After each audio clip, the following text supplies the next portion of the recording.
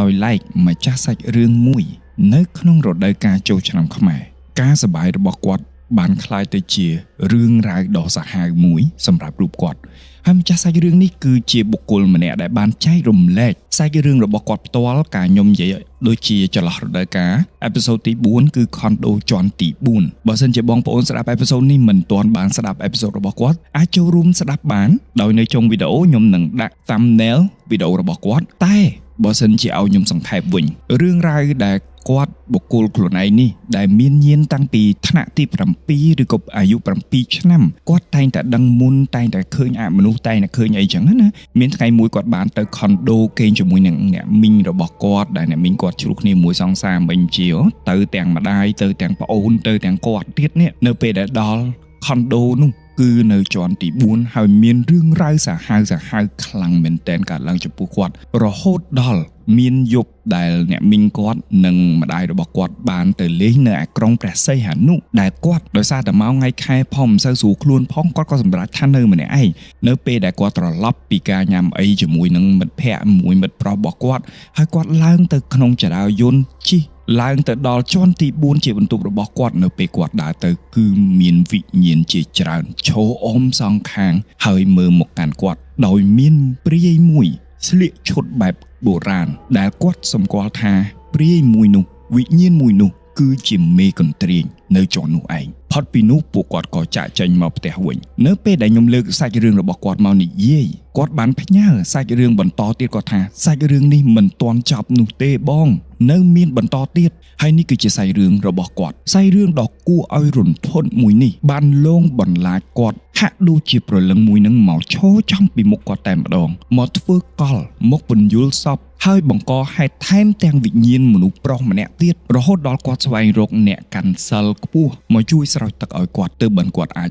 ធូរស្បើយទើបមិនអ្វីទាំងអស់អាចវិលត្រឡប់មកដូចដើមវិញតោះឥឡូវនេះយើងចូលដល់សាច់រឿងគាត់ទាំងអស់គ្នាសាច់រឿងមួយនេះបានកើតឡើងក្នុងរដូវចូលឆ្នាំខ្មែរខ្ញុំសន្មតថាក្នុងឆ្នាំ2025ពួកគាត់បានបញ្ជាក់ថាការចូលឆ្នាំខ្មែរដងហ្នឹងគឺរយៈពេល5ថ្ងៃពោលគឺថ្ងៃទី12រហូតដល់ទី16អញ្ចឹងខ្ញុំគិតថា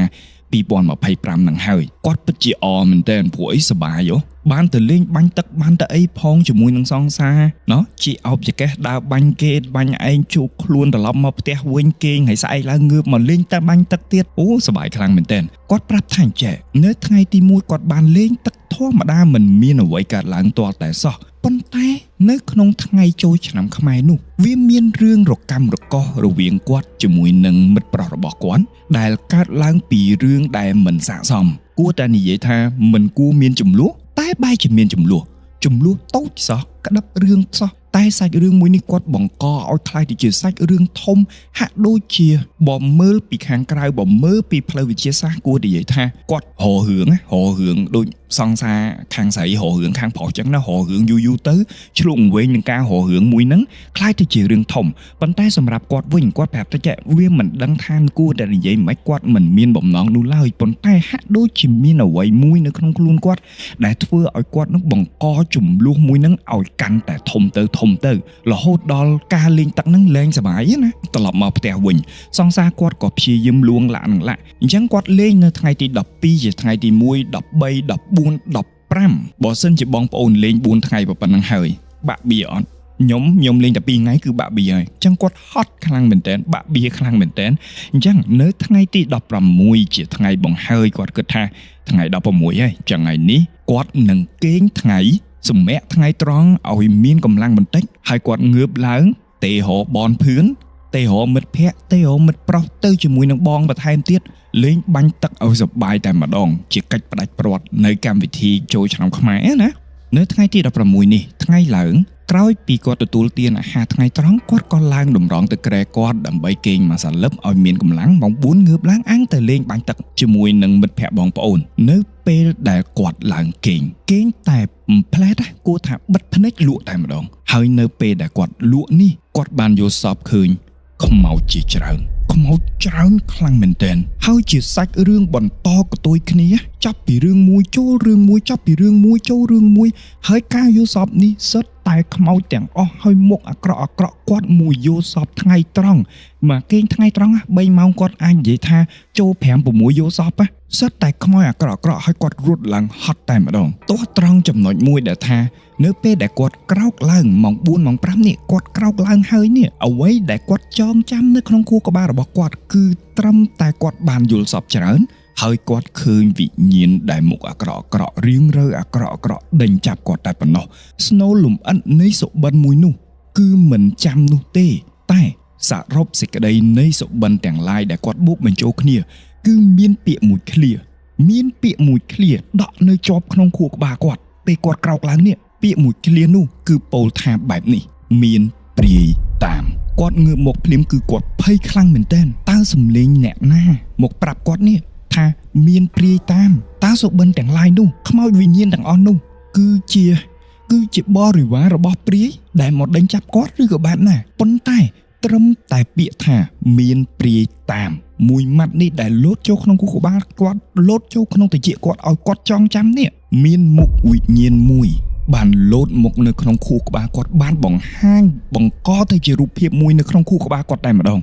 នោះគឺជារូបភាពរបស់មនុស្សស្រីម្នាក់ជាព្រាយម្នាក់ដែលមានឫទ្ធិ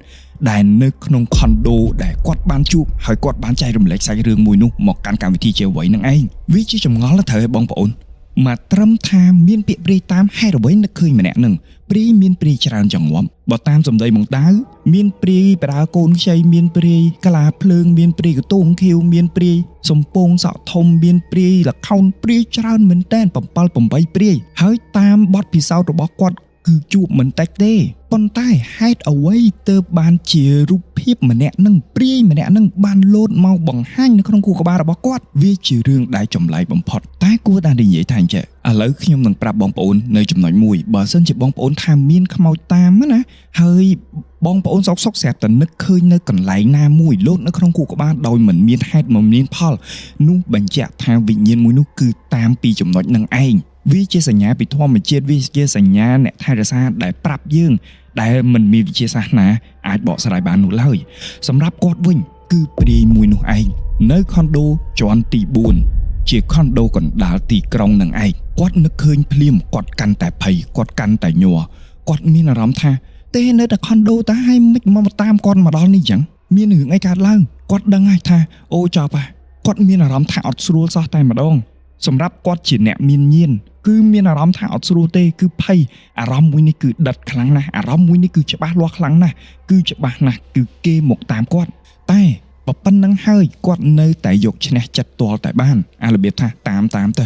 ខំប្រឡប់ធ្វើធម្មតាមិនមានរឿងអ្វីកើតឡើងទាំងអស់ថ្ងៃហ្នឹងថ្ងៃ16ថ្ងៃចុងក្រោយហើយអញ្ចឹងចង់មិនក៏ដោយគឺត្រូវតែលេងទឹកដូច្នេះហើយបន្ទាប់ពីគាត់បានរៀបចំខ្លួនគាត់បានទេរមិត្តភ័ក្តិគាត់បានហៅបងរបស់គាត់ឲ្យទៅជុំគ្នានឹងឯងគាត់បានត្រៀមកំភ្លើងបាញ់ទឹករបស់គាត់បានផ្លាស់បដូរកៅអៅក្រងសក់ក្រងអីមកឆ្ងាញ់បូករួមជាមួយនឹងថង់ដាក់ទូរស័ព្ទរៀងធំដែរដើម្បីកុំឲ្យជ្រាបទឹកនៅក្នុងថង់ទូរស័ព្ទនោះគឺគាត់បានដាក់ទូរស័ព្ទ3គ្រឿងរបស់បងគាត់ទាំងអស់ហើយនឹងទូរស័ព្ទគាត់ដែលទូរស័ព្ទគាត់គឺគាត់ដាក់នៅចំកណ្ដាលគេបានន័យថាទូរស័ព្ទរបស់បងគាត់ទាំង2គ្រឿងគឺដាក់អមគាត់ណាមុខក្រោយហើយទូរស័ព្ទរបស់គាត់គឺដាក់កណ្ដាល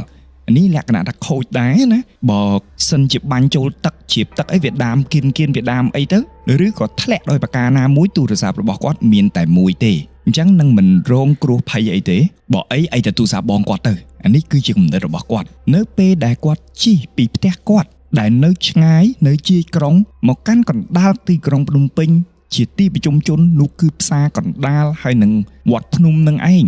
នៅពេលដែលគាត់ជិះតាមផ្លូវសុកថង់ការពារទឹកនោះស្រាប់តែដាច់ខ្សែធ្លាក់ដល់ដីម៉ូតូនៅក្នុងលបឿនហើយដាច់ខ្សែធ្លាក់ថង់ទៅប៉ះដីទៀតបងប្អូនគិតថាទូរស័ព្ទនឹងនៅទេច្បាស់ជាមានទូរស័ព្ទខូចហើយត្រូវឲ្យបងប្អូនទាំងអស់គ្នាបើសិនជាមានទូរស័ព្ទខូចតាមបែបវិទ្យាសាស្ត្របងប្អូនគិតថាទូរស័ព្ទមួយណាជាអ្នកខូចអ្វីដែលចម្លែកនៅពេលដែលគាត់លើកថង់នោះឈប់ម៉ូតូអែបគៀនរត់ទៅយកថង់នឹងវិញណាគាត់បានទាញទូរស័ព្ទទាំង3ចេញមកពិនិត្យមើលចង់ដឹងថាខូចខាតកន្លែងណាអាលាត់អីអត់អ្វីដែលចម្លែកនោះគឺទូរស័ព្ទដែលគាត់បានដាក់មុខហើយនឹងក្រោយជាទូរស័ព្ទរបស់បងគាត់នេះកលិតតែតិចតួចតែប៉ុណ្ណោះ ប្រតិបត្តិការគឺដើរធម្មតាតែទូរស័ព្ទរបស់គាត់នៅចំកណ្ដាលវិញគឺខូចបើកលែងចាញ់តែម្ដងចម្លែកឯងបងប្អូនទូរស័ព្ទនៅកណ្ដាលរឿងអីវាត្រូវទៅខូចប៉ុណ្នេះគឺគាត់មានអារម្មណ៍ថាអ្វីដែលយកសពរូបភាពព្រាយម្នាក់នឹងដែលបង្ហាញនៅក្នុងសម្បត្តិរបស់គាត់ដែលបង្ហាញនៅក្នុងការគិតរបស់គាត់នេះដែលគាត់មានអារម្មណ៍ថាកំពុងតែតាមគាត់នេះមិនមែនជាការមានអារម្មណ៍ផ្ដេសផ្ដាសរបស់គាត់ទេប្រហែលនេះគឺជាការឲ្យហេតុដែរគាត់នៅតែបន្តគិតថាជាថ្ងៃចុងក្រោយចង់ទៅលេងកំសាន្តបាញ់ទឹកជាមួយគេគាត់នៅតែបន្តប្រឆាំងជាមួយនឹងអ្វីដែលគាត់បានដឹងហើយតែអ្វីដែលសំខាន់មួយនោះនៅពេលដែលគាត់បំភ្លេចរឿងទូរស័ព្ទរបស់គាត់ខូចហ្នឹងដាក់រៀបចំធម្មតាវិញគិតថាចាំទៅវិញចាំធ្វើនេះជិះបន្តទៅកន្លែងលេងបាញ់ទឹកកំពុងតែជិះទៅនេះកាត់កន្លែងគេអារបៀបស្ទាក់តាមផ្លូវអីអញ្ចឹងណាបងប្អូនស្ទាក់តាមផ្លូវសុំលុយរំកាត់យើងបាចទឹកអីអញ្ចឹងហ៎មកត្រឹមបាញ់ទឹកបន្តិចតែប៉ុណ្ណោះមកត្រូវម៉ូតូគាត់ស្រាប់តែម៉ូតូរបស់គាត់នេះមានបញ្ហាតែម្ដងមានបញ្ហាចាប់ផ្ដើមដេអត់ចង់ឆេះគាត់សាកបើកភ្លើងមើលភ្លើងមុខរបស់គាត់បែរជាដាច់ចម្លែកសម្រាប់បងប្អូនប្រហែលជាយល់ថាអានឹងជារឿងគាត់ជួននេះវាជាការឆ្លងទេប៉ុន្តែសម្រាប់គាត់ដឹងច្បាស់ណាស់ថាវាមិនមែនជារឿងធម្មតានោះទេទាស់ត្រង់ថាគាត់នៅតែបន្តទៅលេងបាញ់ទឹកដដែលនៅថ្ងៃនោះគឺគាត់ជិះម៉ូតូពីរផ្សេងគ្នារវាងបងរបស់គាត់ហើយនឹងគាត់អ្វីដែលសំខាន់នោះគឺបងរបស់គាត់អត់ចង់ទៅលេងតំបន់ដែលគាត់ទៅលេងនឹងទេអញ្ចឹងពួកគាត់ក៏បែកជើងគ្នាដោយកំណត់ប្រាប់ថាឧទាហរណ៍ណាថាម៉ោង 11 កន្លះយើងមកជួបគ្នានៅកន្លែងនេះវិញព្រោះម៉ូតូរបស់គាត់អត់មានភ្លើងទេគាត់ក៏អត់មានទូរស័ព្ទតាក់ទងទៅបងគាត់ដែរអញ្ចឹងចង់មិនក៏ដោយត្រូវតែមកជួបគ្នាវិញដើម្បីទៅផ្ទះជុំគ្នាអញ្ចឹងគាត់ជិះទៅជាមួយមិត្តភ័ក្តិគាត់អញ្ចឹងទៅជិះចូលផ្សារកដាលជិះចូលវត្តភ្នំបាញ់សបាយមែនតែនរហូតហើយការស្ទះនឹងគឺស្ទះខ្លាំងមែនតែនអ្នកដែលធ្លាប់ទៅលេងទឹកម្ដុំផ្សារកដាលហើយនឹងវត្តភ្នំម្នាក់ណាក៏ដឹងដែរត្រូវបងប្អូនទាំងអស់គ្នាគឺស្ទះអង្គើខ្លួនអត់រួចទេតែស្ទះនឹងគឺស្ទះសបាយគាត់គឺសបាយដូចគ្នាទម្រាំតែចេញពីផ្លូវនោះបានគឺម៉ោងប្រហែលជាប្រមាណ12យប់បាត់ទៅហើយវាហួសម៉ោងការកំណត់របស់គាត់ជាមួយនឹងបងប្រុសរបស់គាត់អញ្ចឹងហើយបងប្រុសរបស់គាត់ចាំគាត់មួយសន្ទុះក៏មិនឃើញគាត់គិតថាប្អូនស្រីរបស់គាត់បែបហត់ឬក៏ជក់លេងបែបណាហើយជាថ្ងៃចុងក្រោយផងអញ្ចឹងគាត់បដ ாய் ឲ្យកូនប្អូនគាត់នឹងនៅលេងបន្តទៅដោយបងប្រុសរបស់គាត់ជិះទៅមុនគាត់មកដល់ទីតាំងកំណត់មិនឃើញបងប្រុសរបស់ខ្លួនឯងនេះតើគាត់មានជំរឿសអ្វីផ្សេងទេក្រៅអំពីជិះទៅម្នាក់ឯងចម្ងាយពីទីតាំងលេងផ្សារកណ្ដាលទៅផ្ទះរបស់គាត់គឺជិះខ្ទង់ប្រហែលជា40នាទីប៉ុន្តែ40នាទីនេះគឺជា40នាទីដែលលួសប្រលឹងជាងគេបំផុតសម្រាប់គាត់មនុស្សស្រីម្នាក់ឯងជិះទៅផ្ទះម្នាក់ឯងម៉ូតូអត់មានភ្លើងទូរស័ព្ទអត់ដើរតើបងប្អូនយល់បែបណា40នាទីមិនមែនជាទីតាំងដែលចិត្តទេប្រជាជនទាំងអស់គឺបុកមកលេងនៅម្ដុំផ្សារកណ្ដាលហើយនឹងវត្តភ្នំហើយអាតាមផ្លូវហ្នឹងគឺស្ងាត់ជ្រាបហ្នឹងអញ្ចឹងបើជិះលឿនយ៉ាងណាក៏ដោយក៏40នាទីដែរតើឆ្ងាយកម្រិតណាអាជីរាល់ថ្ងៃហ្នឹងវាខ្លាចម្យ៉ាងហើយខ្លាចចោលប្លន់ម៉ោង 12 ហើយហ្នឹងចឹងរំតែជីដល់ផ្ទះមិនចិត្តមួយចោះអាថ្ងៃនេះដែលគាត់មានអារម្មណ៍បានយល់សពផងនេះអាងើបមកមានសម្លេងមួយប្រាប់ថាមានព្រាយតាមផងនេះហើយអាបង្ហាញមុខព្រាយនៅខុនដូហ្នឹងមកចូលក្នុងខួរក្បាលរបស់គាត់ទៀតអារម្មណ៍របស់គាត់នៅពេលនេះគឺដប់ជន់ដប់តែម្ដងអាខ្លាចចោលប្លន់ក៏ខ្លាចចោលប្លន់អាខ្លាចខ្មោចលងនេះក៏ខ្លាចខ្មោចលងដែរគាត់ប្រាប់ថាអញ្ចឹងនៅពេលដែលជិះតាមផ្លូវគាត់តែងតែវាមិនដឹងថាដោយសារតែគាត់ខ្លាចពេកឬក៏យ៉ាងណាទេប៉ុន្តែគាត់ជិះតាមផ្លូវគឺគាត់តែងតែឃើញមុខព្រាយមួយហ្នឹងសក់ឡើងសំពងវាលោតនៅក្នុងខួរក្បាលគាត់មកឈឹ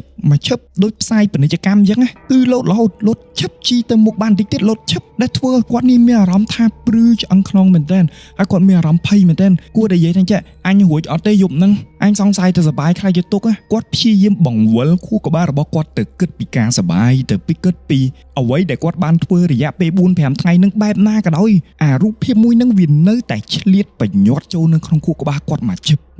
ធ្វើឲ្យគាត់នៅតែភ័យធ្វើឲ្យគាត់នៅតែញ័រគាត់ប្រឹងជិះណាស់ម៉ូតូរបស់គាត់កំពុងមានបញ្ហាគាត់ជិះបដាព្យាយាមសឡឹងមើលផ្លូវបដាបន់អស់ហើយកុំឲ្យម៉ូតូរលត់ព្រោះម៉ូតូរបស់គាត់មុននឹងក៏មានបញ្ហាដែរគាត់ភ័យមែនទែនវាចង្រៃអីនៅតាមផ្លូវនៅក្នុងថ្ងៃនោះមិនមានភ្លើងបំភ្លឺផ្លូវទាល់តែសោះគាត់ជិះម្នាក់ឯង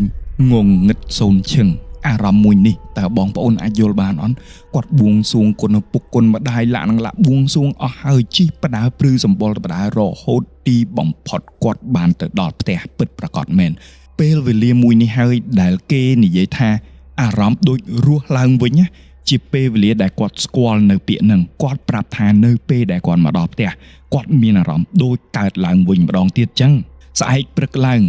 គាត់បានហៅម្ដាយរបស់គាត់នាំគាត់ទៅស្រោចទឹកម្ដាយរបស់គាត់នេះរវល់ខ្លាំងពេកមិនបានជូនគាត់ទៅទេចំណែកឲ្យគាត់វិញរវល់ក៏រវល់ទៅម្នាក់ឯងក៏ទៅដែរម្នាក់ឯងក៏បានដែរគាត់មិនចាំទេគឺទាញម៉ូតូទៅស្រោចទឹកគាត់បានជម្រាបនៅរឿងរ៉ាវទាំងអស់ទូលរឿងរ៉ាវទាំងអស់ទៅកាន់លោកតាទៅកាន់ព្រះតេជគុណព្រះតេជគុណក៏ចាប់គាត់មកស្រោចទឹកអ្វីដែលព្រះតេជគុណបានមានសង្ឃដីកាតបជាមួយគាត់វិញក្រោយពីការស្រោចទឹកហើយនោះគឺបានប្រាប់ទៅគាត់ថាចេះគាត់សំណាងហើយព្រោះគាត់មានអ្នកថែរក្សាគាត់ពីកំណើតទើបបានគេធ្វើឲ្យគាត់មិនបានបង្ហាញមកឈឹបនឹងហើយសំលេងដែលមានព្រាយតាមគឺជាសំលេងរបស់អ្នកថែរក្សាគាត់មកបង្ហាញសញ្ញាជូនមកកាន់គាត់នឹងឯងឲ្យគាត់ប្រយ័ត្នតើការស្រោចទឹករបស់ព្រះរាជគុណមានប្រសិទ្ធភាពដែរឬអត់បន្ទាប់ពីស្រោចទឹកហើយអ្វីពិតជាបានប្រសើរឡើងមែនប៉ុន្តែប្រសើរឡើងបានត្រឹមមួយរយៈខ្លីបានត្រឹមតែប៉ុន្មានថ្ងៃតែប៉ុណ្ណោះ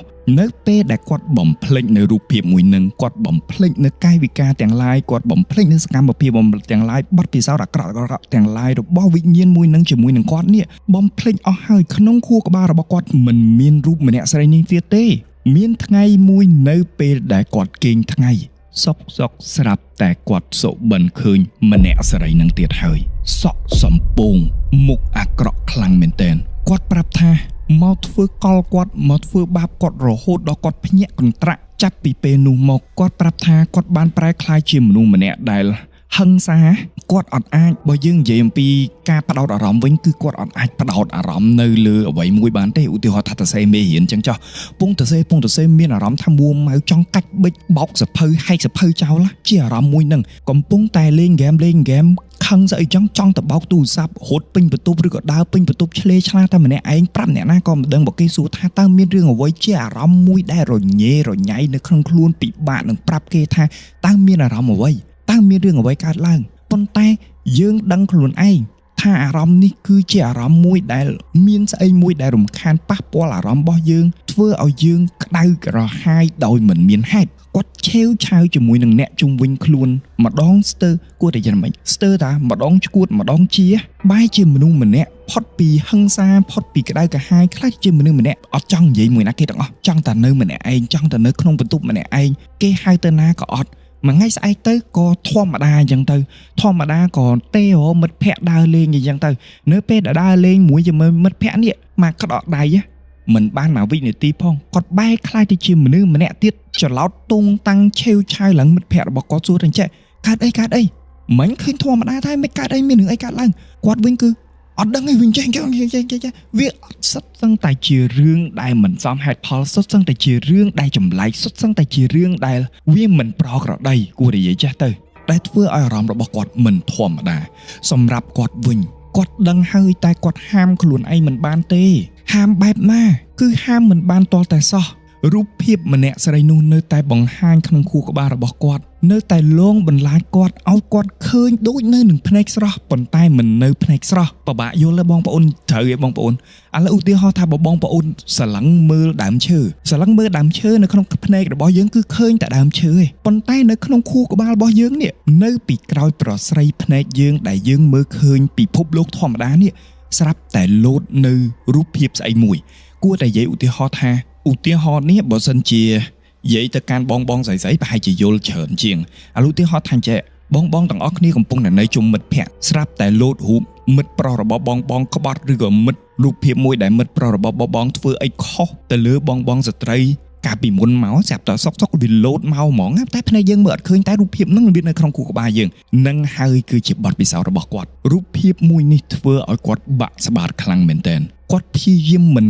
គិតបន្លែប្រឡប់ឃើញដងណាក៏ដោយសុកចិត្តជាងសុកចិត្តទៅធ្វើអានេះសុកចិត្តទៅធ្វើអានោះភ្លេចបានតែបន្តិចក៏លោតឡើងដោយឯងម្ដងទៀតរហូតដល់គាត់ទទួលបានសុបិននិមិត្តចុងក្រោយនៅក្នុងសុបិននិមិត្តចុងក្រោយនេះព្រាយស្រីម្នាក់នេះបានបង្ហាញខ្លួននៅចំកណ្ដាលផ្ទះគាត់តែម្ដងឈរចំកណ្ដាលផ្ទះរបស់គាត់ដោយស្លៀកពាក់ខោអាវបុរាណមុខឈាមសក់សំពងគួរឲ្យខ្លាចជាទីបំផុតភ្នែកលៀនគួរតែនិយាយថា ព្រាយដែលមានរិទ្ធឬក៏ឲ្យឈ្មោះថាព្រាយសំពងសក់ធំនឹងឯងនៅក្នុងយោសពនឹងគាត់ខឹងខ្លាំងមែនទែនគាត់ខឹងរបៀបថាវិធីវាចេះតែរករឿងអញអញ្ចឹងអញទៅពាក់អីហែងអញរករឿងអីហែងមិនក៏មិនប្រឡែងអញលាក់នឹងលាក់គឺការខឹងសម្បាបែបហ្នឹងព្រោះជីវិតរបស់គាត់ប្រចាំថ្ងៃគឺគាត់ពិបាករស់ខ្លាំងណាស់ជាបុគ្គលម្នាក់ដែលស្ទើរឈួតស្ទើរជាណាគាត់បាននិយាយច្រើនខ្លាំងមែនទែនជេរផងអីផងរហូតដល់វិនាទីចុងក្រោ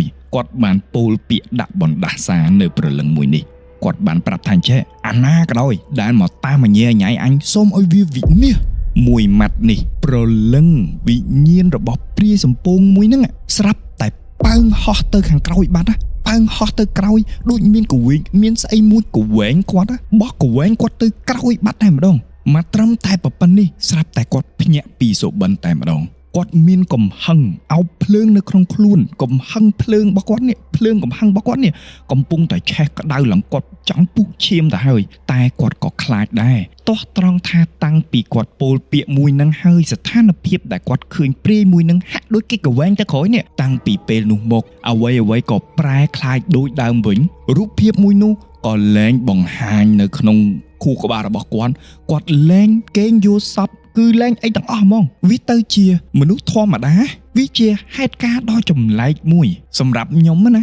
ដែលវាជាមេរៀនមួយដ៏ល្អនៅចប់សាច់រឿងរបស់គាត់នេះខ្ញុំនឹងនិយាយប្រហែលរឿងជូនទៅបងប្អូនទាំងអស់គ្នាប៉ុន្តែសាច់រឿងរបស់គាត់នេះមិនទាន់ចប់ទេផុតពីរឿងហ្នឹងហើយស្រាប់តែមានរឿងថ្មីមួយទៀតចូលមកកាន់គាត់ដែលគាត់មិនដឹងថាតើវិញ្ញាណមួយនឹងមកពីណាមកពីណីគាត់មិនដឹងទាល់តែសោះហើយវាគឺជាវិញ្ញាណមនុស្សប្រុសសំណួរសួរថាអញ្ចឹងតើហេតុអ្វីចូលផ្ទះរបស់គាត់បានសាច់រឿងមួយនេះគឺបែបនេះនៅថ្ងៃមួយផុតពីរឿងរ៉ាវរបស់ព្រាយសំពងមួយនឹងហើយជីវិតរបស់គាត់គិតថាបែរជាមកធម្មតាវិញហើយនៅថ្ងៃមួយនៅពេលដែលគាត់កំពុងតែលេងឆាតជាមួយមិត្តប្រុសរបស់គាត់នេះពងតែ message sweet សួរថាធ្វើអីពងតែញ៉ាំអីបានញ៉ាំខ្លះនេះកំពុងតែផ្អែមល្ហែមជាមួយគ្នាស្រាប់តែគាត់មានអារម្មណ៍ថា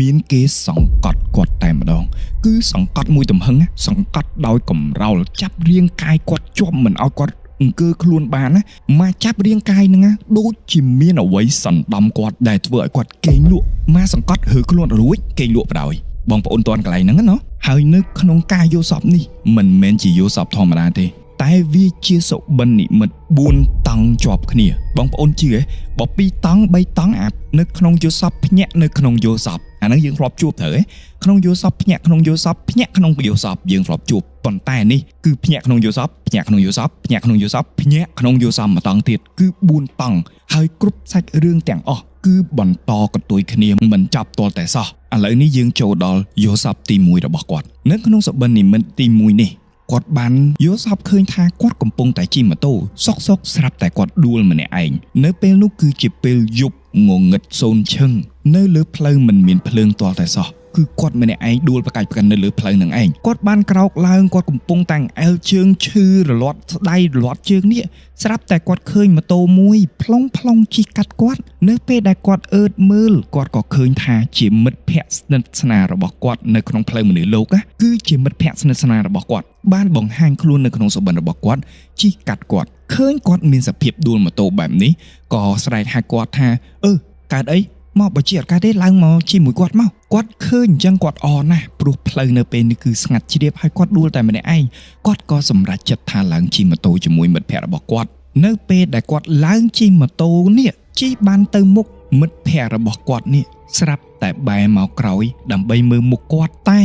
មុខរបស់មិត្តភក្តិរបស់គាត់បែរប្រែคล้ายទៅជាមុខមនុស្សប្រុសម្នាក់ដែលខ្ញុំប្រាប់ថាខ្មោចនឹងវាមិនដឹងមកពីណាណាគឺមុខមនុស្សប្រុសម្នាក់នឹងហើយស្ថានភាពដែលបង្ហាញមកគាត់គឺជាស្នាមញញឹមដ៏គួរឲ្យខ្លាចជាទីបំផុតបងប្អូនសាកសម័យថាចេះស្នាមញញឹមមួយនឹងគឺជាស្នាមញញឹមដែល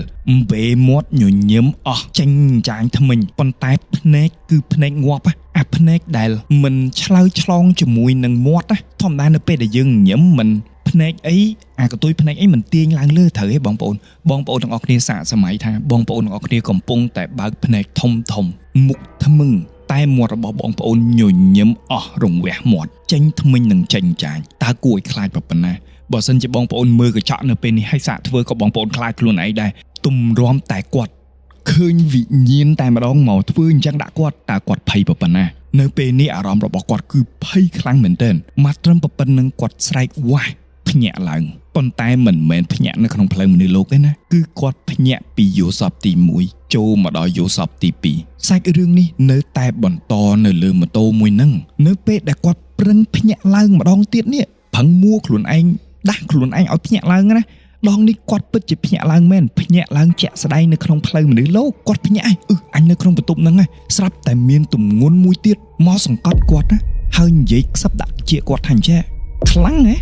ផឹងភ្ញាក់នេះគឺជាសំឡេងដែលខ្សឹបដាក់ជាគាត់ឮត្រឹមតែសំឡេងមួយនឹងគាត់ធ្លាក់ចូលទៅក្នុងយោសពទី3បន្តទៀតគាត់ផឹងភ្ញាក់ពីយោសពទី3ម្ដងទៀតនៅតែមានសំឡេងមួយមកកទ្រប់គាត់ហើយស្រែកថាផឹងភ្ញាក់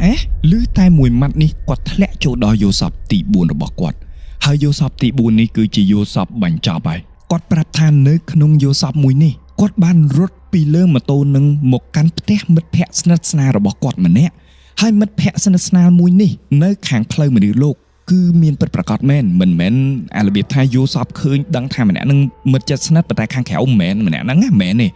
គឺពិតជាមិត្តជិតស្និទ្ធមែនតើហើយមិត្តភ័ក្តិជិតស្និទ្ធរបស់គាត់ម្នាក់នេះគឺជាបុគ្គលដែលមានរាសីខ្ពស់អានេះអ្វីដែលគាត់បញ្ជាក់ណាអញ្ចឹងនៅក្នុងយោសពហ្នឹងគាត់ព្យាយាមរត់ទៅកាន់មិត្តភ័ក្តិស្រីរបស់គាត់ម្នាក់នឹងនៅក្នុងផ្ទះនៅពេលនោះគាត់ភ័យខ្លាំងមែនទែនគាត់បានអោបមិត្តភ័ក្តិរបស់គាត់បានយំខ្លាំងមែនទែនហើយខ្សឹបដាក់ត្រចៀកមិត្តភ័ក្តិរបស់គាត់ថាអញ្ចឹងជួយអញផងអញខ្លាចចែកបនអញខ្លះផងមកមិត្តភ័ក្តិរបស់គាត់បានទទួលនឹងហើយកំពុងតែអោបគាត់ដូចគ្នានេះក៏បានសូត្រធម៌នៅក្នុងយោសពនឹងគាត់ប្រាប់ថាមិត្តភ័ក្តិរបស់គាត់សូត្រធម៌សូត្រត្រូវសូត្រច្បាស់ហើយសូត្រត្រូវអត់មានបាត់មួយពាក្យទេអ្វីដែលសំខាន់បំផុតមិត្តភ័ក្តិរបស់គាត់គឺជាកូនចៅចិនអត់ចេះធម៌អត់ចេះអាទេតែនៅក្នុងយោសពនឹងគឺសូត្រធម៌ឲ្យគាត់ច្បាស់បល័យច្បាស់ពាក្យសំស្ក្រឹតច្បាស់ទាំងអស់ពាក្យធម៌មិនមានបាត់មួយម៉ាត់ត្រូវឃ្លាត្រូវឃ្លោងទាំងអស់នៅពេលដែលសូត្រធម៌ចប់នេះគាត់បានបធូរណាគាត់នៅក្នុងចិត្តរបស់គាត់គិតថាអូអញធូរហើយអញបានបនហើយអូយមិត្តភ័ក្តិអញជួយរំដោះអញហើយគាត់ក៏ចាប់ផ្ដើមប្រឡែងមិត្តភ័ក្តិគាត់ពីការអោបរបស់គាត់រៀងប្រឡែងធូរបន្តិចស្រាប់តែមិត្តភ័ក្តិរបស់គាត់អោបគាត់វិញទាញគាត់មកគៀកវិញហើយបែរមុខមកកាន់គាត់នៅពេលដែលមិត្តភ័ក្តិរបស់គាត់បែរមុខមកកាន់គាត់នេះគឺជាមុខរបស់ម្នាក់ប្រុសនឹងទៀតហើយស្នាមញញឹមគឺដដែលបើកភ្នែកធំរង្វះមាត់ញញឹមអស់តែម្ដងដល់គុំតិចមានទាំងថ្មិញចេញតែងចាញភ្នែកវិញស្លាប់ដោយអត់មានវិញ្ញាណតែមាត់វិញប្រឹងញញឹមដាក់គាត់ខ្លាចខ្លាំងមែនទែនគាត់ខ្លាចរហូតដល់ភ្ញាក់ជាក់ស្ដែងហើយដងនេះគឺជាយោសពចុងក្រោយដែលគាត់ឃើញតែម្នាក់ប្រុសនោះគឺតែងតែមកសង្កត់គាត់គឺគួរនិយាយថាសង្កត់ទៀងហ្មងទៀងទាត់ខ្លាំងមែនទែនគ្រប់ពេលឲ្យតែគាត់គេងគឺមកសង្កត់គាត់ហើយរហូតដល់គាត់ទ្រាំលែងបានគាត់ក៏ឲ្យម្ដាយរបស់គាត់ស្រោចទឹកឲ្យគាត់ផងបាត់បានតែមួយផ្លែតតែប៉ុណ្ណោះម្នាក់មួយនឹងក៏បានមកម្ដងទៀតរហូតដល់ចុងក្រោយគាត់បានជួបអ៊ំស្រីម្នាក់ដែលគាត់ថាអ៊ំស្រីម្នាក់នេះគឺជាអ្នកកាន់សិលហើយចូលចិត្តទៅវត្តដាក់បាតធ្វើបុណ្យធ្វើទានសិលបរិសុទ្ធគាត់ក៏ពឹងឲ្យអ៊ំស្រីម្នាក់នឹងជួយស្រោចទឹកឲ្យគាត់ផងគាត់ប្រាប់ថាអ៊ំស្រីម្នាក់នោះមិនប្រកែកទេហាក់ដូចជាដឹងរឿងអ្វីអ៊ំស្រីម្នាក់នោះបានរៀបចំរួចហើយជះទឹកមួយផ្តិលពីក្រោយគាត់ចំខ្នងគាត់មួយជះនេះគាត់ថាទឹកវាមិនសមឈឺចឹងទេប៉ុន្តែគាត់ឈឺណាស់ក្នុងខ្លួនគាត់ឈឺដូច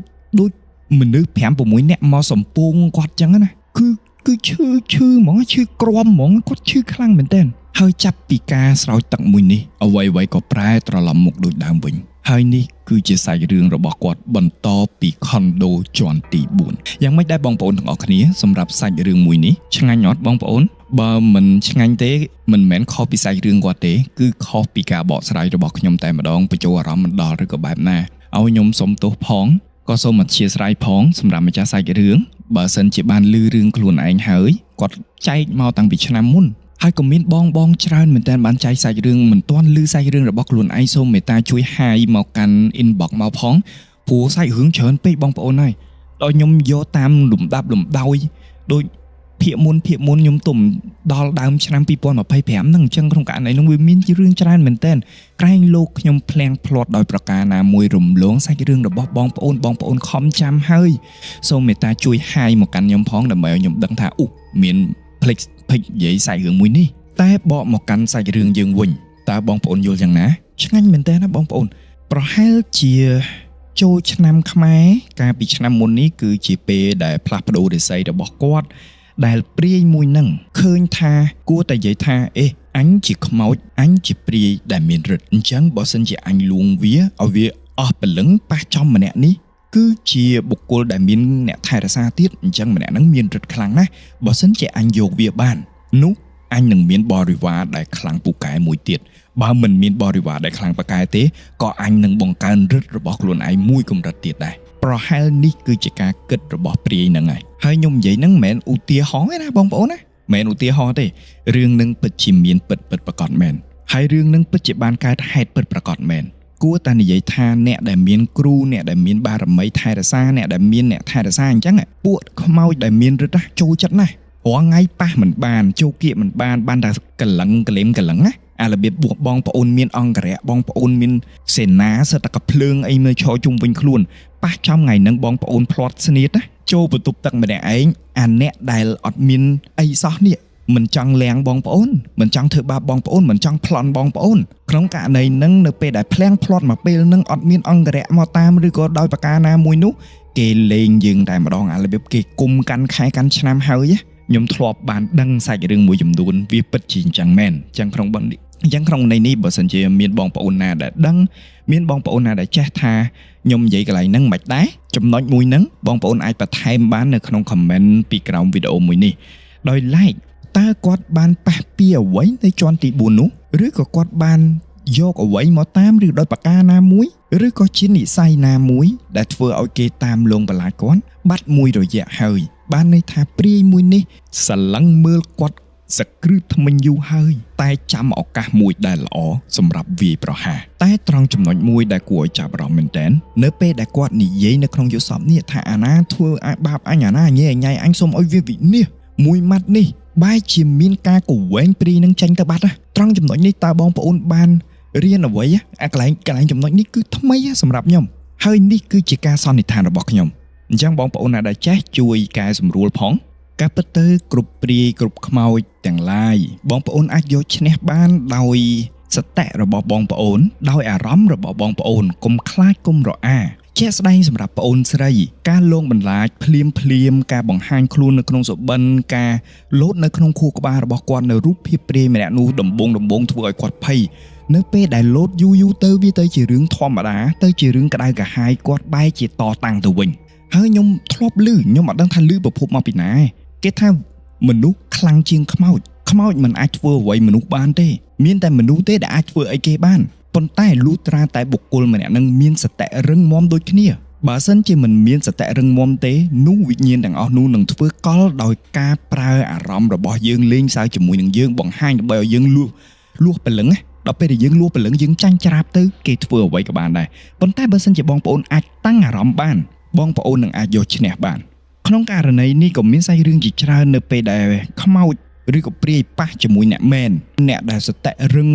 អ្នកដែលសតិមាំគេជេរបតិចបដាសាគឺជេរផងគឺគប់ផងទៅក៏លែងលងក្នុងករណីហ្នឹងក៏អាចកើតឡើងដែរហើយវាពិតជាមានពិតអញ្ចឹងក្នុងករណីមួយនេះនៅពេលដែលគាត់ខឹងសម្បារដល់កម្រិតសាំដល់កម្រិតលទ្ធផលចុងក្រោយគឺគាត់បានដាក់បណ្ដាសាឲ្យវាវិនិច្ឆ័យមួយម៉ាត់នេះដោយសារតែគាត់គឺជាបុគ្គលដែលមានគ្រូផងដែលមានឫទ្ធិផងពីកំណើតណាគ្រូរបស់គាត់បានគួរនិយាយថាបំពេញទៅតាមពាក្យរបស់គាត់ហើយចាប់កវែងខ្មោចមួយនោះឲ្យចេញផុតទៅក្នុងករណីនេះបងប្អូនក៏អាចសាកល្បងបានដែរបើសិនជាបងប្អូនអាសាឃើញខ្មោចក្នុងករណីដែលខ្មោចតែងតែលងបន្លាចសូមបងប្អូនទាំងអស់គ្នាមេត្តាតាំងសតិឲ្យរឹងមាំបងប្អូនត្រូវចាំថាគេមិនអាចប៉ះអ្វីយើងបាននោះឡើយគេមិនអាចធ្វើអ្វីយើងបាននោះឡើយបានតែបង្ហាញរូបភាពបានតែធ្វើកលនៅក្នុងសុបិនយើងទេតាំងចិត្តហើយសាកជេរមើលសាកដាក់ផ្ដាសាមើលខ្ញុំចង់ដឹងថាបានផលអត់បើសិនជាបងប្អូនបានសាកហើយពិតជាបានផលមែនទីបំផុតយើងបានជ័យជំនះហើយអញ្ចឹងក្នុងករណីនេះសូមបងប្អូនមេត្តា comment មកប្រាប់ខ្ញុំផងថាវិធីសាស្ត្រនេះពិតជាបានប្រយោជន៍អញ្ចឹងនេះគឺជាសារមួយទៀតជូនទៅបងប្អូនដទៃទៀតឲ្យបានដឹងថាវិធីនេះពិតជាប្រើការបានមកឥឡូវយើងចូលដល់សាច់រឿងទី2របស់យើងវិញខ្ញុំបានស្ដាប់នៅអេពីសូត1របស់ admin មេសាណា channel កុំខ្លាចអេពីសូត801បងប្អូនមានបានមើលទេអេពីសូត1ហ្នឹងដែលគាត់ដាក់ឈ្មោះថាជ្រើស ជ្រើសអាគមព្រោះស្នេហ៍វិច័យដនអីខ្ញុំបានរៀបរៀងនៅសាច់រឿងមួយនេះហើយដែលត្រូវនិយាយនៅអេពីសូតមួយនេះដល់ពេលខ្ញុំអានសាច់រឿងនេះឡើងវិញហើយធ្វើឲ្យខ្ញុំនឹងដាក់ចំណងជើងថាលេបថ្នាំព្រោះស្នេហ៍សិតតែព្រោះស្នេហ៍សាច់រឿងមួយនេះមិនមែនជាសាច់រឿងធម្មតាស្ដាប់ហើយដូចធម្មតាទេតែបង្កប់នៅរឿងរ៉ាវរន្ធត់ខ្លាំងមែនទែនចំពោះប្អូនស្រី3នាក់ដែលបានរស់នៅក្នុងបន្ទប់ជួលមួយកន្លែងនៅជាប់សាកលវិទ្យាល័យដែលគាត់បានរៀនហើយរឿងរ៉ាវរន្ធត់ទាំងអស់នេះហើយដែលធ្វើឲ្យគាត់បាក់ស្បាតតែម្ដងរហូតដល់ពិធីសុំខមាទោសគ្នា3នាក់គឺទៅតែ2នាក់ទេឯម្ចាស់សាច់រឿងបាក់ស្បាតមិនហ៊ានទៅទេចង់ដឹងថាសាច់រឿងមួយនេះបែបណាតោះយើងចូលទៅកាន់សាច់រឿងរបស់គាត់ទាំងអស់គ្នាសាច់រឿងមួយនេះបានកើតឡើងនៅក្នុងឆ្នាំ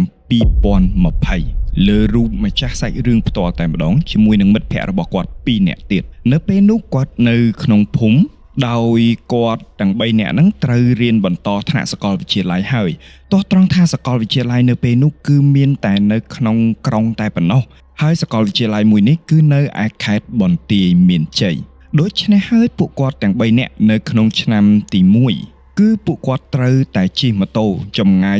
45គីឡូម៉ែត្រពីផ្ទះរបស់គាត់ទៅរៀនជារៀងរាល់ចុងសប្តាហ៍នឹងឯងអញ្ចឹងចម្ងាយ45គីឡូហើយត្រូវទៅរៀនពីព្រឹកទល់ល្ងាចថ្នាក់ចុងសប្តាហ៍អត់មានរៀនកន្លះថ្ងៃទេគឺព្រឹកទល់ល្ងាចអញ្ចឹងតម្រូវឲ្យគាត់ងើបតាំងពីម៉ោង5ម៉ោង6ជិះហូហែស្ងាត់យងុំមន់ល្ងាវអីចឹងទៅ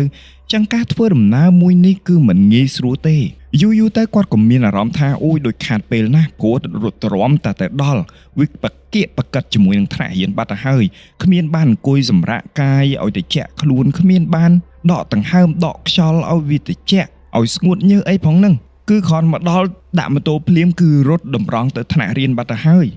ប៉ះចំមករឿងគេងទៀតគឺគេងមិនឆ្អែតទាល់តែសោះដោយគាត់មិនមានអារម្មណ៍ស្មារតីឲ្យមូលឲ្យមុតមមដើម្បីត្រង់ត្រាប់លោកគ្រូអ្នកគ្រូដើម្បីបរៀននឹងគឺអត់មានអារម្មណ៍ទាល់តែសោះតែម្ដងដូច្នេះហើយថ្ងៃមួយពួកគាត់ក៏ពិភាក្សាគ្នាដើម្បីសុំគ្រួសារពួកគាត់ស្វែងរកបន្ទប់ជួលឲ្យគៀកនៅសាលាតែម្ដងអញ្ចឹងមុនថ្ងៃរៀនអញ្ចឹងទៅគាត់ឡើងមកមុនមួយថ្ងៃទៅដើម្បីគេងបើសិនជាអត់ត្រូវធ្វើការធ្វើអីទេក៏អាចឡើងមកលឿនជាងមុនមួយថ្ងៃពីរថ្ងៃអញ្ចឹងទៅសម្រាប់កាយព្រលឹមឡើងដើរទៅដល់សាលាតែម្ដងក្រោយពួកគាត់ពិភាក្សាគ្នាហើយស្នើសុំគ្រួសារពួកគាត់ទាំងអស់គ្នាហើយក្រុមគ្រួសាររបស់គាត់បានឯកភាពហើយពួកគាត់ក៏ធ្វើដំណើរដើម្បីស្វែងរកបន្ទប់ជួលគាត់បានរកឃើញបន្ទប់ជួលមួយកន្លែងដែលនៅជាប់សាលាតែម្ដងមានតម្លៃធូរថ្លៃខ្លាំងមែនទែនបើយើងនិយាយអំពីសន្តានអាគារ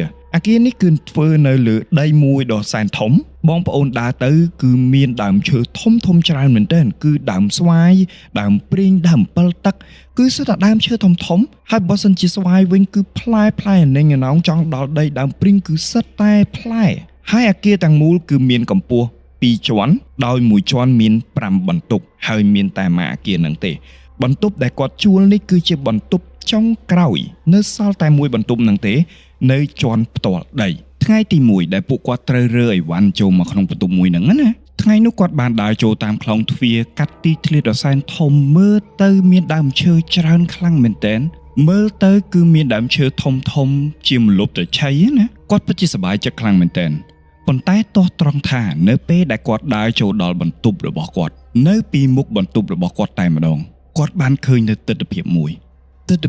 ដែលគួរឲ្យចម្លែកបំផុតគឺគាត់ឃើញបាយសីជាច្រើនបានរាយប៉ាយនៅពីមុខបន្ទប់របស់គាត់គួរឲ្យឆ្ងល់ទេបងប្អូនទាំងអស់គ្នាបាយសីនេះគឺជាបាយសីដែលគេរៀបសម្រាប់សែនព្រេននៅតាមបន្ទប់រៀងៗខ្លួនឬក៏បាយសីរបស់គ្រូបាធ្យាយរបស់ណាគេប៉ុន្តែចម្ងល់គឺហេតុអ្វីទើបបានគេ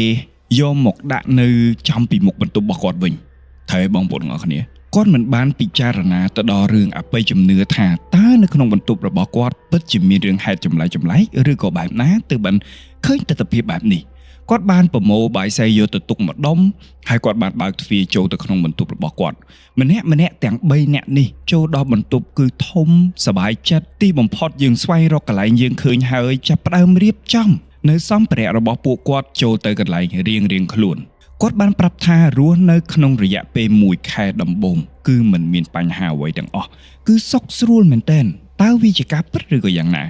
ឬក៏ជាការអះអាងត្រឹមតែម្ចាស់សាច់រឿងទេហើយពេលវេលា1ខែនេះគាត់ក៏បានស្គាល់អ្នក នៅក្នុងអាគារមួយនឹងទាំងមូលគ្រប់បន្ទប់គឺគាត់ស្គាល់ហើយគាត់ក៏បានដឹងថាមានម្នាក់នៅក្នុងនេះក៏ជានិស្សិតដែលរៀនជាមួយគាត់នៅក្នុងថ្នាក់ជាមួយគាត់ដែរ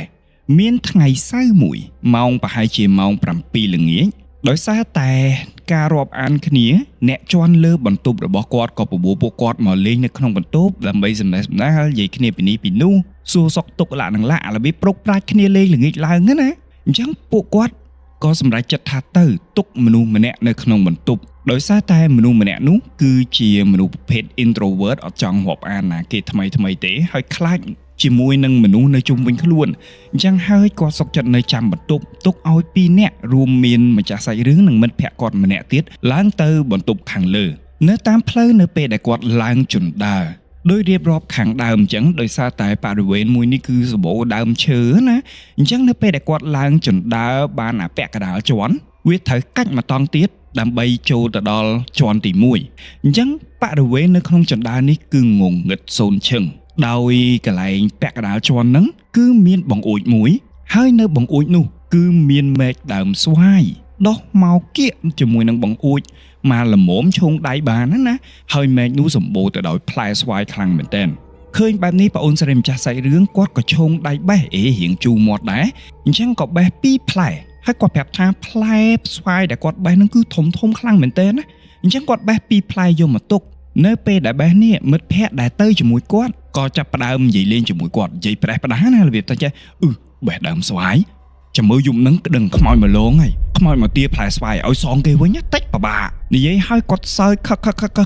ឯម្ចាស់សាច់រឿងវិញមកសើចស្អីបើមនុស្សកំពូខ្លាចខ្មោចស្រាប់ផងគាត់ក៏តបវិញថាចេះណែនិយាយឈួតអញ្ចឹងដឹងតែគ្នាខ្លាចខ្មោចនិយាយឡប់អញ្ចឹងបែរមកខាងមិត្តភក្តិរបស់គាត់វិញនៅតែសើចឡើងចង់ចុកពោះឲ្យបានបន្លាចមិត្តភក្តិសុបាយណា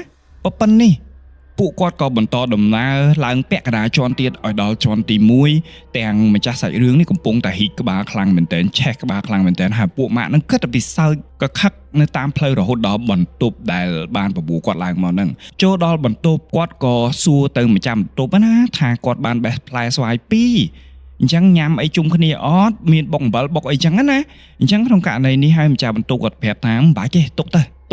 គាត់ក៏យកផ្លែស្វាយហ្នឹងទុកមកគៀនខ្លួនហើយពួកគាត់ក៏ចាប់ផ្ដើមប្រោកប្រាជ្ញគ្នានិយាយពីនេះនិយាយពីនោះសើចសប្បាយបានប្រហែលជាម៉ោង9យប់ម្ចាស់សាច់រឿងក៏បបួលមិត្តភក្តិរបស់ខ្លួនឯងដោយកេះប្រាប់ថាណែនៅបន្ទប់គាត់យូរហើយមិនយើងទៅវិញទៅអីមិត្តភក្តិរបស់គាត់នេះកំពុងតែជក់មាត់សាច់រឿងតមិនតាន់ដាច់ដូចត្រូវដងត្រូវផ្លែនិយាយគ្នាសប្បាយខ្លាំងពេកក៏ប្រាប់គាត់ថាចេះអត់ទេ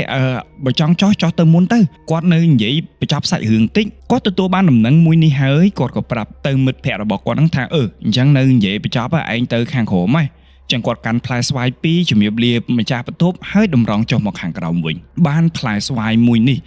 ដើរមនុស្សឃ្លានមកជូរចូលចិត្តមកជូរបងប្អូនឃើញផ្លែស្វាយអញ្ចឹងក៏ហៀទឹកមាត់ឃ្លានខ្លាំងមែនទែនអញ្ចឹងនៅពេលដែលគាត់បានដើរចូលមកដល់ខាងក្នុងបន្ទប់នេះគាត់ក៏ចាប់ផ្ដើមចិត្តផ្លែស្វាយហើយគាត់ចាប់ផ្ដើមបុកអំបិលម្ទេសនៅកន្លែងចង្ក្រានបាយដោយកន្លែងចង្ក្រានបាយហ្នឹងគឺមានបង្អួចមួយដើម្បីឲ្យខ្យល់ចេញចូលហើយជាពិសេសនោះនៅពេលដែលយើងធ្វើម្ហូបទៅកុំឲ្យវាធុំក្លិនបន្ទប់អញ្ចឹងណាអញ្ចឹងគាត់ឈរចំពីមុខបង្អួចហ្នឹងតែម្ដងកំពុងតែលាយគ្រឿងលាយស្ករលាយអំបិល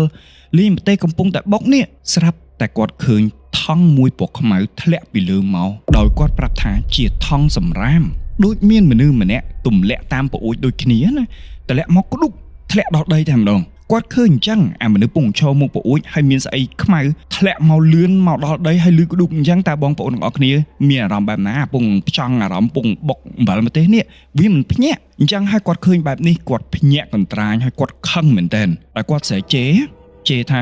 យីអាណាគេក៏អន់ចរិតមកម៉េះបោះថង់សម្រាមអីហ្នឹងមិនដែរយកចោលស្រួលបួសហើយបោះចំក្បាលអាណាគេនៅខាងក្រោយហ្នឹងទៅគិតមិនទៅនៅពេលដែលគាត់ស្រែកជេរបែបនេះហើយមិត្តភក្តិដែលជា introvert របស់គាត់ហ្នឹងក៏ចាប់ផ្ដើមមើលមុខគាត់ឲ្យលក្ខខណ្ឌដូចហើយស្រែកជេរអីគេហ្នឹងហាក់ដូចជាទិដ្ឋភាពមួយដែលឮតែឯងកើតរោគឈួតតែឯងអារបៀបហ្នឹងគឺទឹកមុខស្រឡាំងកាំងភ្ញាក់ផ្អើលនឹងការជេររបស់គាត់វិញនៅពេលដែលគាត់ជេរហើយគាត់ក៏ដើរតម្រង់តាំងបើកទ្វារបន្ទប់ដើម្បីទៅមើលខាងក្រោយហ្នឹងចង់ដឹងថាតើពិតជាថង់សម្រាមពិតប្រាកដមែនអត់ចង់ដឹងថាតើអីវ៉ាន់ហ្នឹងមានធ្ងន់មែនអត់ស្រួលដើម្បីរករឿងហើយចង់ដឹងថាតើចេញពីបន្ទប់មួយណា ចឹងស្រួលទៅរឿងគេរបៀបចឹងណាឬក៏គេដើរកាត់មុខបន្ទប់អីចឹងឲ្យស្រឡក់ស្រឡឹងគេរបៀបឆ្នះឆ្នើមអញ្ចឹងនៅពេលដែលគាត់បើកទ្វារបន្ទប់ដើរតម្រង់ទៅតាមផ្លូវវាងទៅខាងក្រោយអគារអ្វីដែលសំខាន់សូម្បីតែថង់សម្រាមមួយក៏មិនឃើញដែរអំបញ្ញមិញគឺមានថង់ខ្មៅធំមែនទែនធ្លាក់ចុះមកដោយបង្កសំឡេងក្ដុកប៉ុន្តែហេតុអ្វីនៅពេលដែលគាត់ដើរចេញទៅមិនមានសូម្បីតែថង់សម្រាមមួយតើអ្វីទៅដែលគាត់បានឃើញតើអ្វីទៅដែលគាត់បានជួបប្រទះតើអ្វីទៅដែលគាត់បានមានបទពិសោធន៍អំបញ្ញមិញនេះដែលគាត់ឃើញនៅនឹងភ្នែកផ្ទាល់គាត់ចាប់ផ្ដើមមានអារម្មណ៍ដូចរៀងភ័យចាប់ផ្ដើមរៀងភឿហូមតិចៗចឹងគាត់ក៏បានដើរតម្រង់មកបន្ទប់វិញយ៉ាងលឿនដូចអាមិញចឹងនៅពេលដែលគាត់ដើរមកដល់មុខបន្ទប់ចៃដនមិត្តភ័ក្តិម្នាក់ទៀតក៏បានចុះពីលើលំមគាត់មិនហ៊ានយកសាច់រឿងមួយនេះទៅប្រាប់អ្នកណាគេម្នាក់នៅក្នុងបន្ទប់នេះទេគាត់បានត្រឹមតែលាក់សាច់រឿងទាំងអស់នៅក្នុងចិត្តរបស់ខ្លួនឯងដោយប្រាប់មិត្តភ័ក្តិរបស់គាត់ឲ្យរបៀបថាអើយធុញណាស់អាអ្នកខាងលើហ្នឹងមិនក៏ចេះតែបោះសុទ្ធថង់សម្រាមចោលលេងចឹងរបៀបចឹងណាបងប្អូនគ្រាន់តែចូលដល់បន្ទប់ភ្លាមទាំងគាត់ទាំងមិត្តភ័ក្តិគាត់ដែលចុះពីលើហ្នឹងភ្លៀងក៏ចាប់ផ្ដើមធ្លាក់មួយមេធំហើយបាត់ទៅវិញប្រហែលជាម៉ោង10យប់អញ្ចឹងស្ថានភាពមួយនេះគឺជាស្ថានភាពភ្លៀងធំណាបងប្អូនអញ្ចឹងបើសិនជាភ្លៀងរឹមរំតែវាដាច់តំណក់ទឹកគឺរឹមរហូតអញ្ចឹងឯងតែបើភ្លៀងមួយមេធំហើយគឺចាប់សូនឈឹងស្ងប់ទាំងខ្យល់ស្ងប់ទាំងទឹកភ្លៀងលក្ខខណ្ឌស្ថានភាពភ្លៀងធំមួយនេះនៅក្នុងសាច់រឿងមួយនេះគឺដូចគ្នាបែបនេះឯងនៅម៉ោង10យប់គឺភ្លៀងមួយតំណក់ក៏លែងធ្លាក់គឺដាច់ពិតតែម្ដងចឹងហើយពួកគាត់ដូចជាមានអារម្មណ៍ថាដូចរៀងឃ្លានយប់ណាចឹងពួកគាត់ក៏សម្រេចសម្រួលគ្នាទៅទិញអីញ៉ាំ2នាក់ដោយទុកមិត្តភ័ក្តិ introvert នៅចាំបន្ទប់ម្ដងទៀតហើយគាត់ទិញបាយឆាមីឆារួចរាល់ហើយគាត់ត្រឡប់មកវិញតើមានរឿងអ្វីកើតឡើងគាត់ថានៅពេលដែលជិះចូលដល់បរិវេណដីមិត្តភ័ក្តិរបស់គាត់ត្រូវយកម៉ូតូទៅទុកកន្លែងគេដាក់ម៉ូតូទាំងអស់គ្នាហ្នឹងអញ្ចឹងគាត់ក៏សម្រេចចិត្តចុះពីលើម៉ូតូដើម្បីឈរចាំមិត្តភ័ក្តិគាត់ហើយចាំដើរទៅបន្ទប់ទាំងអស់គ្នាគាត់ថាពេលនោះខ្យល់មួយវឹបក៏មិនមានដែរកូនខ្យល់ក៏មិនមានដែរភ្លៀងក៏មិនមានដែរមិនមានតែម្ដងគាត់ឈរចាំមិត្តភ័ក្តិរបស់គាត់នៅក្រោមដើមព្រីងដ៏ធំមួយកំពុងតែឈរចាំនេះអាមេឃកំពុងតែហប់នេះកំពុងតែមើលផ្លូវមិត្តភ័ក្តិនេះស្រាប់តែទឹកដែលដក់នៅលើដើមព្រីងនោះហូរមកលើគាត់ឡើងជោគខ្លួនតែម្ដងការប្រៀបធៀបរបស់គាត់គឺមិនមែនទឹកដែលតំណក់នៅលើដើមឈើទេស្លឹកព្រីងណាវាធំវាអត់អាចធំបានទេតែទឹកដែលហូរគាត់ប្រើពាក្យថាជោគខ្លួនគាត់ប្រាប់ថាវាហាក់ដូចជាមានមនុស្សដួសទឹកមកផ្តិលចាក់ពីលើចុះមកខាងក្រោមឲ្យត្រូវគាត់ណាស្ថានភាពគឺដូចគ្នាអញ្ចឹងវាមិនសមទោះដក់ទឹកប៉ុណ្ណាក៏មិនអាចមានបរិមាណទឹកដែលធ្វើឲ្យគាត់ជោគខ្លួនបានដែរតែគាត់ប្រាប់ថាជោគខ្លួនទាំងអស់ស្ថានភាពមួយនេះមិនបង្កភាពភ័យខ្លាចដល់គាត់នោះទេគាត់បានត្រឹមតែគិតថាយីក៏ចង្រៃមកម៉េចសយគឺសយមកម៉េចថ្ងៃហ្នឹងគាត់ក៏មិនចាប់អារម្មណ៍ថាតើដើមឈើនេះមានអ្វីមួយនៅលើហ្នឹងដែលលេងជាមួយគាត់ឬក៏យ៉ាងណាក្រោយមិត្តភ័ក្តិរបស់គាត់បានដាក់ម៉ូតូរួចរាល់ហើយដើរតម្រង់ជាមួយគាត់ទៅកាន់បន្ទប់រៀបចំអីញ៉ាំហើយក៏ចូលទៅសម្រាករៀងខ្លួនដើម្បីត្រៀមខ្លួនសម្រាប់ថ្នាក់ថ្ងៃស្អែកនៅក្នុងយប់នោះមានរឿងរ៉ាវរន្ធត់បំផុតសម្រាប់គាត់បានកើតឡើងពេលដែលបិទភ្លើងម្នាក់ឡើងលើគ្រែរៀងខ្លួនរួចហើយមិនទាន់ដល់10នាទីទេស្រាប់តែគាត់ឮសំឡេងបោកចានបោកឆ្នាំងភុងផាំងនៅក្នុងបន្ទប់របស់គាត់ព្យាយាមផ្ទៀងស្ដាប់ក្រែងលោមានណាគេឆ្លោះគ្នានៅបន្ទប់នៅគៀកហ្នឹងមិនមាននោះទេប្រកាសប្រជា 100% គឺបោកចានបោកឆ្នាំងសំឡេងនេះគឺនៅក្នុងបន្ទប់របស់គាត់តែម្ដងហាក់ដូចជាអ្នកនៅក្នុងផ្ទះមួយនេះកំពុងតែឆ្លោះគ្នាកំពុងតែគួរតែនិយាយថាចេះបើសិនជាបងប្អូនកំពុងតែឆេះក្បាលខ្លាំងណាភ្លើងកំហឹងកំពុងតែឆេះសន្ធោសន្ធៅនៅក្នុងអារម្មណ៍របស់បងប្អូនណាទូរស័ព្ទនៅដៃឬក៏ចាននៅដៃបងប្អូនបោកមិនមែនទម្លាក់ឯណាគឺទាញបោកមកទំហឹងមនុស្សចាស់គាត់ប្រាប់ថាសំឡេងនោះគឺដូចគ្នាបេះបិទឬសូតែប្រាវគាត់មានអារម្មណ៍ថាអត់ស្រួលហើយជាការសម្រេចចិត្តរបស់គាត់ក៏បានលើកភួយមកកលុំឲ្យផុតក្បាលទាំងញ័រខ្លួនទៅត្រើតបន្ទាប់ពីឮសំឡេងបោកចានបោកឆ្នាំងគាត់ចាប់ផ្ដើមឮសំឡេងមានគេយករបស់រឹងមកវាជាមួយនឹងចង្រឹងបង្អួច អាចងងបង្អួចដែកនៅក្នុងបន្ទប់គាត់វាយលឺសូតាម៉ាំងម៉ាំងម៉ាំងម៉ាំងវាយមិនឈប់តតែសោះលឺអញ្ចឹងរហូតផុតពីសំឡេងនោះស្រាប់តែគាត់លឺសំឡេងមានជើងមនុស្សដើរមកកាន់គ្រែរបស់គាត់ថាច្បាស់ណាស់សំឡេងជើងមនុស្សដើរមកកាន់គ្រែរបស់គាត់កាន់តែគៀកទៅមកគៀកក្បាលរបស់គាត់តែម្ដងហើយគាត់បានលឺសំឡេងមួយនេះអាសំឡេងអាហឹសខឹងណាឥឡូវអញអារបៀបហ្នឹងគឺសំឡេងជាសំឡេងដែលខឹងខ្លាំងបំផុតបន្ទាប់ពីអាហឹសហ្នឹងគឺសំឡេងដើរជុំវិញគ្រែរបស់ពួកគាត់នៅតែបន្តសំឡេងអាខឹងពួកគាត់ដោយប្រការណាមួយគាត់ប្រាប់ថាសំឡេងនេះគឺខ្ទោពេញត្រចៀករបស់គាត់តែម្ដងម្ចាស់សាច់រឿងភ័យណាស់ញ័រណាស់អត់ហ៊ានសំបីតែអង្គើមរៀមបន្តិចអត់ហ៊ានសំបីតែលូកដៃទៅដាស់មិត្តភក្តិគាត់គឺគេងឡើងគាំងនៅលើពុករបស់ខ្លួនឯងដោយកលុំភួយឡើងចិត្តបានតែបន្តិចតែប៉ុណ្ណោះមិត្តភក្តិរបស់គាត់ដែលជា introvert ណាស្រាប់តែបើកគួយឡើងហើយស្រែកថាចេះអញថ្លង់ណាស់ចុះថ្ងៃចង់បានស្អីថ្ងៃដឹងអត់ព្រឹកឡើងអញត្រូវទៅរៀនទៀតណាអត់ឲ្យពួកអញដេកទេអីថ្ងៃចង់បានអីពិតប្រកបឲ្យកោយ៉ាងហ្នឹងពេលនោះហើយដែលម្ចាស់សាច់រឿងដឹងថាគាត់មិនមែនឮសំឡេងម្នាក់ឯងនោះទេ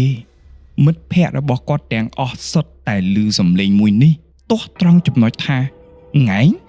ជាពាក្យដែលជេរសម្រាប់មនុស្សស្រីតើហេតុអ្វីបានមិត្តភក្តិរបស់គាត់ប្រើពាក្យថ្ងៃហ្នឹងហេតុអ្វីបានជេរមិនគាត់ដឹងថាវិញ្ញាណហ្នឹងគឺជាមនុស្សស្រី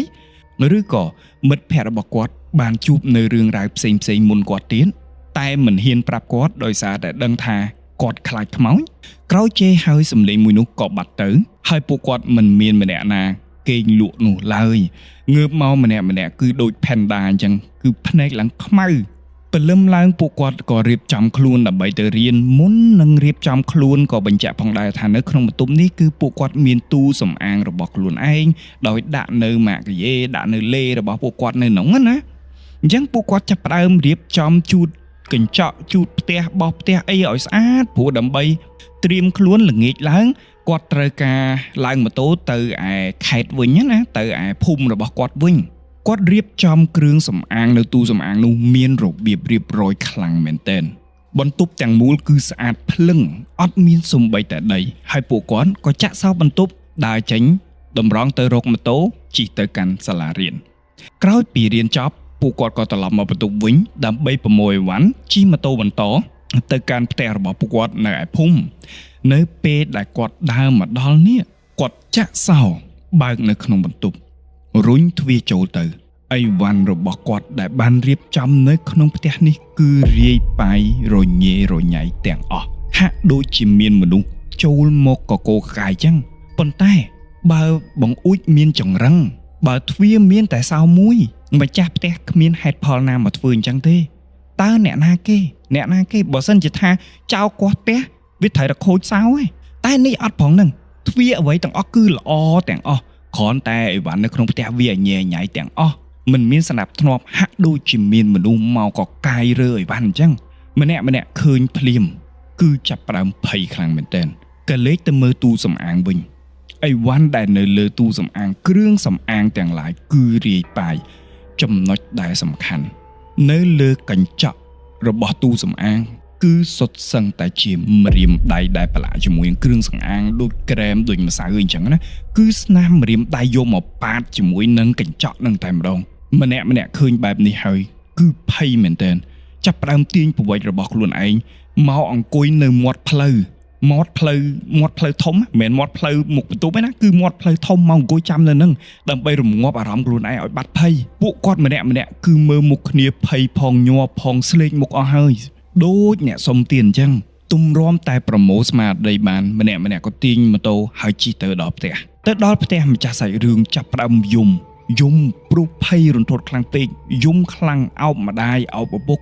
រៀបរាប់ប្រាប់រឿងរ៉ាវទាំងឡាយថាពួកគាត់បានជួបអ្វីខ្លះនៅក្នុងបន្ទប់កាលពីយប់មិញនេះហើយព្រឹកមិញនេះហើយថ្ងៃមិញនេះ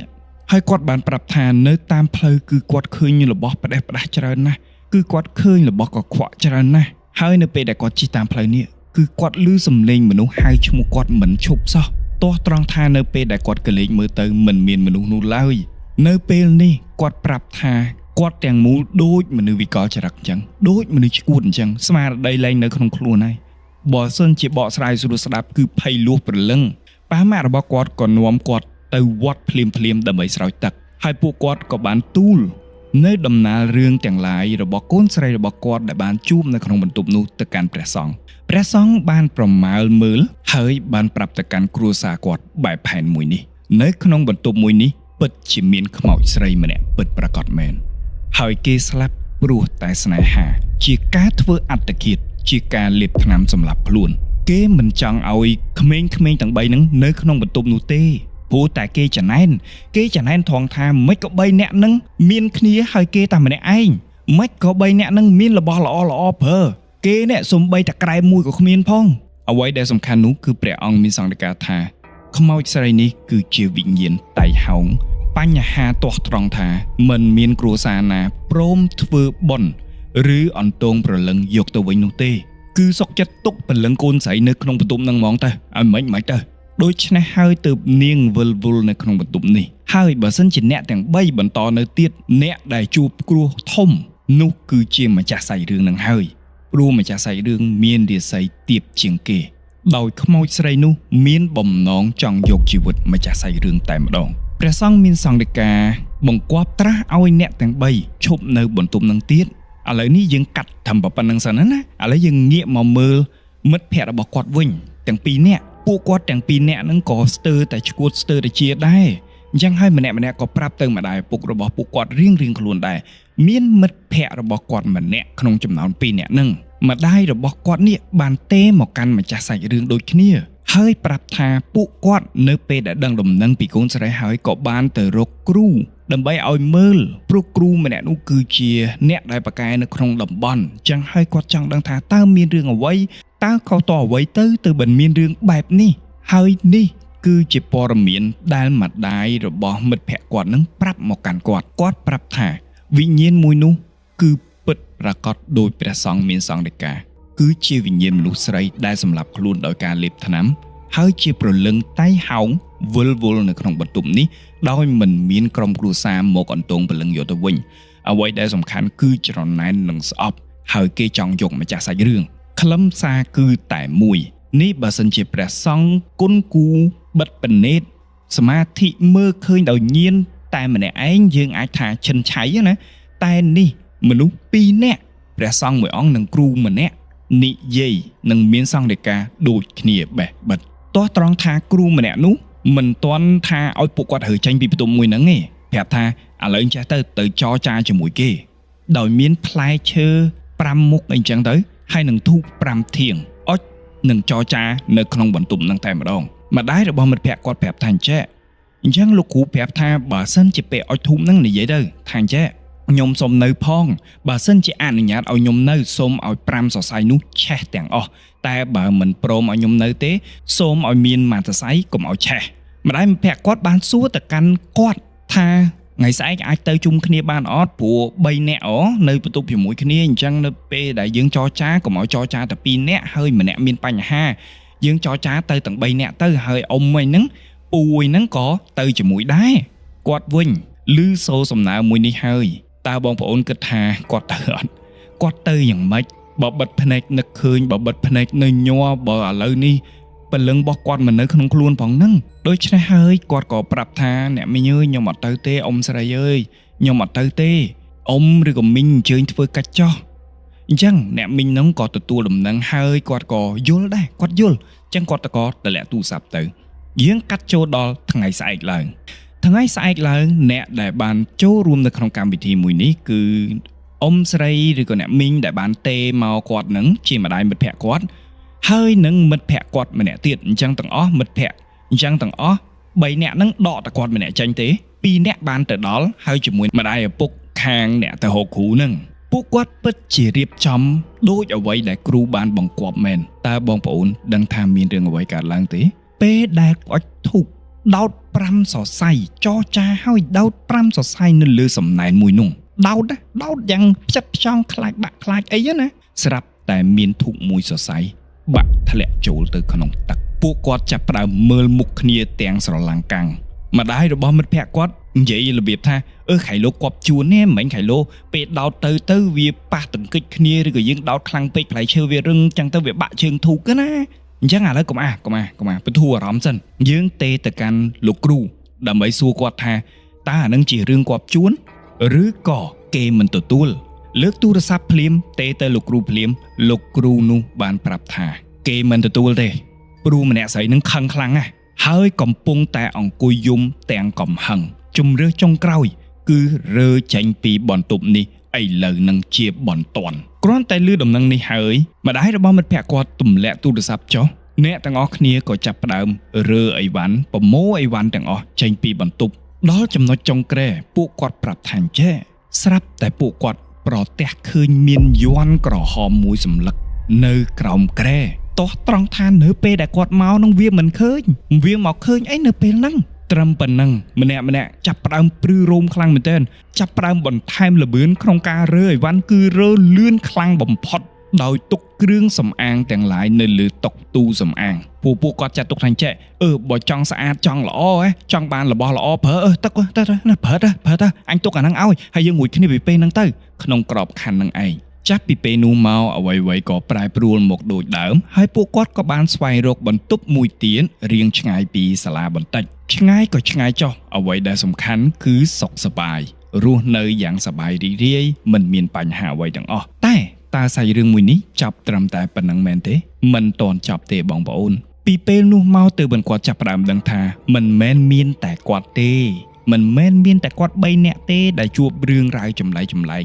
ស្ទើរតែអ្នកគ្រប់គ្នាដែលនៅក្នុងផ្ទះជួលគ្រប់បន្ទប់ទាំង10បន្ទប់ហ្នឹងតែងតែជួបការលងបន្លាចទោះត្រង់ថាមិនមែនពីមនុស្សម្នាក់ស្រីដែលនៅក្នុងបន្ទប់ហ្នឹងណាមែនទេគឺនៅក្នុងបន្ទប់នានាមានស្ទើរតែទាំងអស់ជាពិសេសនៅលើស្ទើរគ្រប់ដើមឈើនៅក្នុងដីមួយហ្នឹងគឺមានទាំងអស់អ្នកខ្លះគឺភ័យចង់កាំងបេះដូងអ្វីដែលគាត់និយាយមកកាន់ប្រាប់ខ្ញុំណាគាត់ប្រាប់ថាចេះវាហាក់ដូចជាម្ចាស់ផ្ទះហ្នឹងម្ចាស់អាគារហ្នឹងម្ចាស់ដីហ្នឹងគឺជាអ្នកចិញ្ចឹមតែម្ដងចឹងហើយម្នាក់ក៏ចាប់ផ្ដើមរើចេញម្ដងម្នាក់រហូតដល់គ្មានអ្នកជួលពេលដែលគាត់ឡើងដល់ឆ្នាំទី2នេះអាគារមួយនោះអ្នកឆ្នាំទី1ទាំងអស់ហ្នឹងដែលមិនដឹងរឿងរ៉ាវទាំងអស់ហ្នឹងហើយដែលនៅផ្ទះឆ្ងាយដែលទើបចប់ទី12ហ្នឹងក៏ចង់បានផ្ទះដូចនិយាយទៅផ្លូវតែមួយជាមួយគាត់ណាចង់បាននៅគៀកសាលាតែម្ដងណាក៏ជួលអ៊ូអពេញទាំងអស់ទៅអ្វីដែលសំខាន់បន្ទប់របស់គាត់ត្រូវបានជួលដោយប្អូនស្រីម្នាក់ដែលរៀននៅឆ្នាំទី1ហើយជាបុគ្គលដែលគាត់ស្គាល់គាត់រាប់អានណាគាត់ស្គាល់គឺជួលនៅក្នុងបន្ទប់ហ្នឹងពីពេលនោះមកបានតែបន្តិចតែប៉ុណ្ណោះប្អូនស្រីម្នាក់នោះក៏មានគ្រោះថ្នាក់ចរាចរណ៍ដោយម៉ូតូរបស់គាត់បុកជាមួយនឹងឡានដឹកដីពីក្រោយទៅមួយទំហឹងធ្វើឲ្យគាត់ស្លាប់បត់កថយក្រោយតើនេះគឺជារឿងគប់ជួនឬក៏យ៉ាងណាម្ចាស់សាច់រឿងឬក៏ខ្មោចស្រីមួយនឹងជាអ្នកធ្វើជាអ្នកកាច់យកទៅដោយសារតែសម្ដីព្រះសង្ឃដែលមានសង្ឃដីកាជាមួយនឹងសម្ដីដែលគ្រូបានប្រាប់គឺម្នាក់នឹងខឹងណាស់ព្រោះអ្នកទាំង3មានគ្នានៅជុំគ្នាហើយគេនៅឯកាតែម្នាក់ឯងហើយគេចង់យកម្ចាស់សាច់រឿងនេះមកនៅជាមួយគេអញ្ចឹងការស្លាប់របស់ប្អូនស្រីនេះវាមានតាក់ទិននៅត្រង់ចំណុចហ្នឹងដែរអត់ម្ចាស់សាច់រឿងបានទទួលដំណឹងនេះហើយបានត្រឹមតែខ្លោចចិត្តបូករួមជាមួយនឹងសេចក្តីភ័យខ្លាចយ៉ាងខ្លាំងព្រោះគាត់បានចងចាំនៅអ្វីដែលព្រះតេជគុណមានសង្ឃដីកាថាគាត់អាចមានគ្រោះធំតើបើសិនជាគាត់បន្តនៅនឹងមានហេតុការណ៍កើតឡើងចំពោះគាត់ដូចប្អូនស្រីនឹងដែរឬទេតើអ្នកដែលជំនួសកន្លែងប្អូនស្រីនឹងគឺជាគាត់មែនដែរឬទេដដែលគាត់បានផ្លាស់ប្ដូរផ្ទះហើយអញ្ចឹងហើយអ្វីក៏បានល្អឡើងវិញតែជាអកុសលវាធ្លាក់ទៅលើប្អូនស្រីដែលគាត់រាប់អាននោះឯងនេះគឺជាសាច់រឿងមួយទៀតនៅក្នុងអេពីសូតមួយនេះយ៉ាងម៉េចដែរបងប្អូនទាំងអស់គ្នាសង្ឃឹមថាបងប្អូនទាំងអស់គ្នាចូលចិត្តសង្ឃឹមថាអ្នកទាំងអស់គ្នាទទួលបានអារម្មណ៍រន្ធត់ពីការបកស្រាយរបស់ខ្ញុំ